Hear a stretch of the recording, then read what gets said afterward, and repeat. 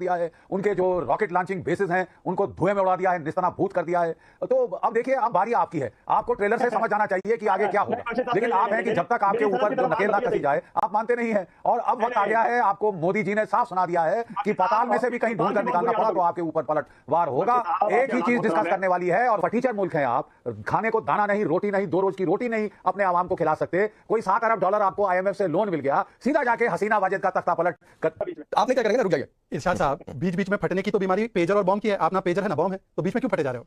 अपने समय के मालिकों का सबसे ज्यादा बड़ा सिविलियन ऑनर भारत के प्रधानमंत्री को मिला है, पाकिस्तान को फूटी कौड़ी नहीं मिली। मतलब मुस्लिम देशों में भी आपकी क्या हैसियत है, ये समझ लीजिए। और इरशाद जी, चिंतन कीजिए कि क्यों आज आप अल्लाह आतंक इसके भरोसे थे, अब अल्लाह तो साथ नहीं रहा, अमेरिका भी आपके साथ नहीं रहा, केवल आतंक के सहारे आप बचे हो। नहीं, एक और चीज है, एक बात है, आपको डेढ़ मिनट मैंने कहीं सुना, भारत पाकिस्तान का मसला किसी विश्वविद्यालय में जाकर किसी डिबेट में मसला नहीं होगा। वो जब भी होगी पाकिस्तान, जब भी आतंक जुड़ेगा तो बातचीत होगी बैठकर।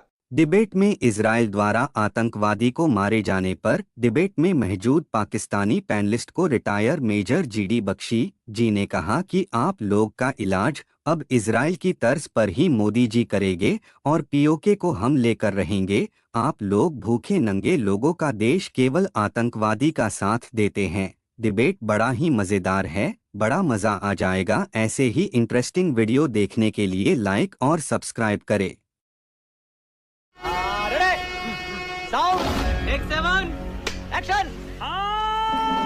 चलिए शुरू करते हैं। GD बख्शी जी, आपने सुना, हंसी आई आपको इरशाद अहमद की बात सुनकर? हंसी वाला उनका म्यूट है। देखिए साहब, अब नॉन सीरियस होके डिबेट ना करें, जरा थोड़ी गंभीरता से इस मामले को लिया जाए।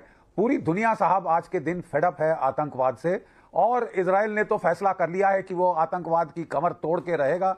किस तरह से उसने जो है वहां पे बुरा हाल किया है, पहले तो हमास का, उसके बाद जो है उसने ताबड़तोड़ हमले कर रहा है हिजबुल्लाह के ऊपर। कल परसों नसरुल्लाह जो है उसको मार डाला, जो कि हिजबुल्लाह का हेड था। उनके टॉप लीडरशिप को खलास कर दिया है। उनके जो रॉकेट लॉन्चिंग बेसिस हैं उनको धुएं में उड़ा दिया है, निस्तना-भूत कर दिया है। तो अब देखिए, अब बारी आपकी है। आपको ट्रेलर से समझ जाना चाहिए कि आगे क्या होगा, लेकिन आप हैं कि जब तक आपके ऊपर जो नकेल ना कसी जाए आप मानते नहीं हैं। और अब वक्त आ गया है, आपको मोदी जी ने साफ सुना दिया है कि पाताल में से भी कहीं ढूंढ कर निकालना पड़ा तो आपके ऊपर पलटवार होगा। एक ही चीज डिस्कस करने वाली है, और वो है पाकिस्तान ऑक्युपाइड कश्मीर।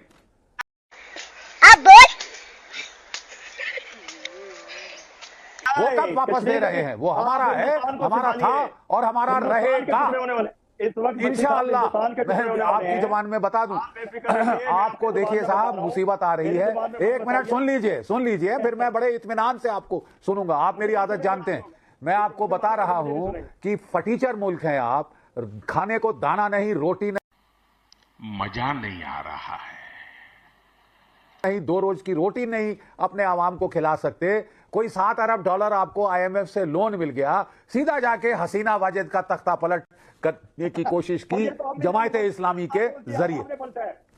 अपने देश में गदर, फटीचर हाल। और अब बांग्लादेश जो इतना अच्छा कर रहा था, 2016 में आपकी जो पर कैपिटा GDP को पार कर गया था, हमारी भी GDP को 2021 तक पार कर गया था वो बांग्लादेश, आज वहां पे आपने गदर, अराजकता, केओस फैला दिया। ये बड़ी अच्छी बात कही है, आपकी देन है। ठीक है सर, मैं आता हूं, बख्शी सर मैं आता हूं। शाहजहां, POK का जिक्र, POK को पाकिस्तान ने सिर्फ हथियार बनाया है। Training camp, launching pad, Muzaffarabad में कसाब को ट्रेनिंग दी गई थी मुंबई भेजने से पहले। तो ये बहुत जरूरी है कि आतंक वैसे भी खत्म करना है तो POK को इधर ला रही है। देखिए, ये तो भारत की पार्लियामेंट का रेजोल्यूशन है 1994 का, और हर पॉलिटिकल पार्टी ने। इरशाद साहब, आप लगातार सबके बीच में डिस्टर्ब कर रहे हैं। अब ये तरीका डिबेट का नहीं। मैं आता हूं डॉक्टर इरशाद, मैं जिसका नाम बोलूं सर बोलेगा। सुनिए सर, मैं डिबेट नहीं, ऐसे डिबेट नहीं होती है। जिसका नाम लूंगा सर वो बोलेगा। देखिए, आर मुबीन से सीखिए, वो इंतजार कर रहे हैं सर अपनी बारी का। आपसे डिबेट की शुरुआत की, आप बार बार बीच में बोल रहे हैं, तो सर नहीं होता ऐसा। फिर मुझे PCR को कहना पड़ेगा जिसका नाम लो उसी की आवाज ऑन एयर करे, फिर आप रोने लगेंगे। तो ऐसा नहीं होता है सर, रुक जाइए, अपनी बारी का इंतजार कीजिए। अगर आपको कुछ लगे कि बीच में बोलना है तो एक लाइन बोलकर चुप हो जाइए। चलिए शाहजहां बोलिए। अगर ये गलत बोलेगा तो मैं बोलूंगा बीच में। आप नहीं तय करेंगे ना, रुक जाइए। इरशाद साहब, बीच बीच में फटने की तो बीमारी पेजर और बॉम्ब की है। आप ना पेजर है ना बॉम्ब है, तो बीच में क्यों फटे जा रहे हो?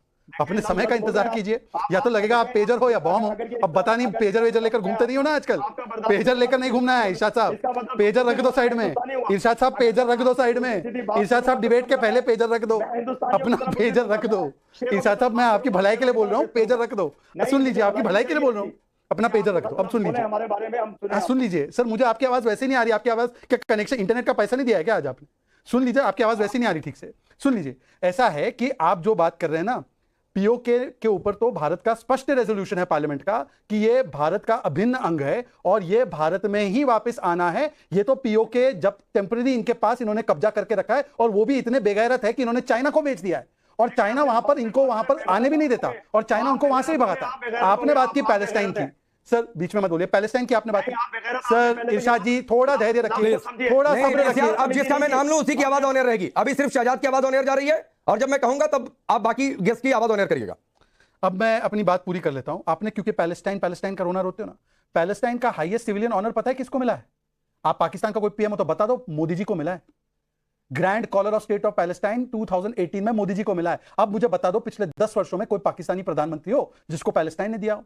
अरे पैलेस्टाइन छोड़ो, सऊदी का, यूएई का, बहरीन का, इजिप्ट का, पैलेस्टाइन का, अबूधाबी, सारे बड़े देशों का, मुस्लिम ममालिकों का सबसे ज्यादा बड़ा सिविलियन ऑनर भारत के प्रधानमंत्री को मिला है। पाकिस्तान को फूटी कौड़ी नहीं मिली।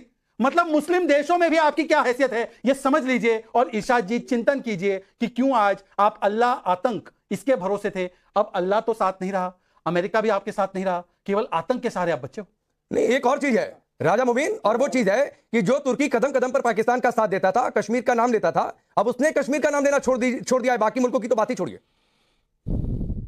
सबसे पहले तो मैं आप सबका शुक्रिया अदा करता हूं कि आप लोगों ने मुझे मदद किया और मौका दिया। काफी टाइम बाद जनाब के सामने आने हुए हम, तो दुआ है कि अल्लाह ताला आप सबको सलामत रखे। तो दूसरी बात यह है कि भाई एक बंदा अगर बोल रहा हो तो सारे बंदों का, हम जितने भी जिस मजहब से भी तल्लक है, जिस मुल्क से भी है, तो हमारा अदब कहता है कि हमारा मुंह बंद होना चाहिए। बाकी लोग अपनी पॉइंट करेंगे तो फिर उसके बाद पॉइंट हम उसी पे बात कर सकते हैं। तो सारे भाई एक बंदे की बात सुन लें तो फिर सारे आगे बोलिएगा। अभी आपका सवाल सर आप दोबारा रिपीट कीजिएगा, मैं जवाब देता हूँ। नहीं, चलिए आपने एक बात तो बता दी कि पाकिस्तान बिना अदब वाला मुल्क है, क्योंकि बार बार डॉक्टर इरशाद बीच में बोल रहे थे।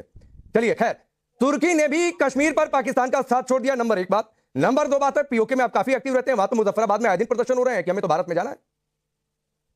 देखिए बात सुने, जहाँ तक तल्लक कश्मीर का है तो कश्मीर अपने आप में एक रियासत है जो 800 साल पुरानी रियासत, और कश्मीरी अपना खुद हिसाब लेना जानते हैं। उनको किसी सपोर्ट की जरूरत नहीं है, ना पाकिस्तान की जरूरत है, ना हिंदुस्तान की, ना किसी और की जरूरत है। वो रेफरेंडम चाहते हैं, वो वोटिंग चाहते हैं, वोटिंग के जरिए रेफरेंडम। मैं ये चाहता हूँ, अभी आपको भी पता होगा ऑक्सफोर्ड यूनिवर्सिटी एक डिबेट ला रही है जो कश्मीर, पाकिस्तान और भारत दोनों को बुला रहे हैं, ठीक है। वहाँ पे डिबेट ये है कि वो अलग रियासत है, तो आप उसको अलग क्यों नहीं रहने देते? अब मेरा सवाल ये है कि अगर हमने देखना है कि वो मेरे साथ है, हिंदुस्तान कहता है वो मेरे साथ है, पाकिस्तान कहता है वो मेरे साथ है, तो भाई उसको रेफरेंडम कराओ ना, वोटिंग कराओ, तो आपको पता लग जाएगा कि वो अगर उनके साथ है तो वो भी पता लग जाएगा, उनके साथ है फिर भी पता लग जाएगा, या वो खुद अपनी रियासत के तौर पर रहना चाहते हैं वो भी पता लग जाएगा। मैं आपको बताऊं, चल झूठा, आज कश्मीर के जो लोग हैं वो अपनी रियासत को संभालना जानते हैं। पिछले दिनों आपने देखा भी होगा कि उनके साथ जो करने की कोशिश की गई थी, जैसा भी है, तो उन्होंने अपने आप को बेहतरीन डिफाइन किया है, ठीक है। वो डिफाइन करना हर सूरत, और मकबूजा कश्मीर के लोग, आपको भी पता है कि वो भारत में अपने आप को कैसे डिफाइन करते हैं और किस तरह से डिफाइन कर रहे हैं, तो उनको बताने की जरूरत है नहीं, और तुर्की की भी हमें जरूरत नहीं। अगर कोई बंदा हमारी सपोर्ट नहीं करता, बात नहीं करता, कोई मसला नहीं। यहाँ तो फलस्तीन के बच्चे मर रहे हैं, बेवा हो रही हैं औरतें, सब कुछ हो रहा है, लोगों की बात नहीं करते, तो हमारी बात कौन करेगा? आप सऊदीया की बात कर लें, यूएई की किसी भी बात कर लें, कोई उन पे डिबेट नहीं करता। तो कश्मीर तो दूसरी बात है, लेकिन हम ये चाहते हैं कि हम अपना केस खुद लड़ें। अगर ऑक्सफोर्ड यूनिवर्सिटी में भी जाएं तो कश्मीरी खुद जाके अपनी बात करें। ये सब दोगलापन है, मैं तेरा दोगलापन उतारता हूँ। आपने शायद तस्वीरें देखी होंगी, आप रेफरेंडम की बात कर रहे हैं, जम्मू कश्मीर में देखिए चुनाव हो रहे हैं सर, लोग बड़ी तादाद में, महिलाएं, सभी उम्र के लोग पहुंच रहे हैं जो वोटर लिस्ट में हैं। ऐसा नहीं कि कोई बुजुर्ग नहीं पहुंच रहा, महिला नहीं पहुंच रही, नौजवान नहीं पहुंच रहे। तो देखिए ये चुनाव, ये डेमोक्रेसी होती है। और शहजाद एक बात है, ऑक्सफोर्ड यूनिवर्सिटी की बात कर रहे हैं, तो नहीं सुनिए सर, आपने एक बात कही, आपको 1.5 मिनट मैंने करीब सुना। भारत पाकिस्तान का मसला किसी विश्वविद्यालय में जाकर किसी डिबेट के मंच से हल नहीं होगा। मैं उनको गलत, वो जब भी होगी, पाकिस्तान जब भी आतंक छोड़ेगा तो बातचीत होगी बैठकर।